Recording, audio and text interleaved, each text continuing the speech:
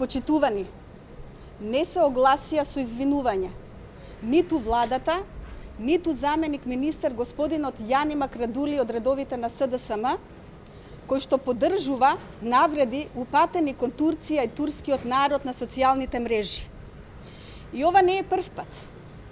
Рече си една година од обидот за државен удар во Турција, кога дел од турската војска сакаше легално избраната власт да ја сруши. Се случи тој немил настан во кој згаснаа 290 човечки животи и повеќе од 1400 луѓе беа повредени.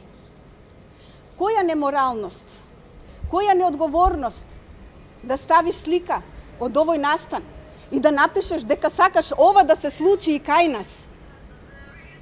Ова го правеа луѓето, структурите од СДСМ, луѓе како Ивор Мицковски, како Лидија Димовска и многу други. СДСМ заборава. Турција е пријателска земја.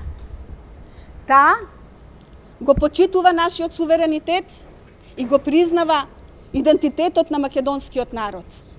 Ви благодарам.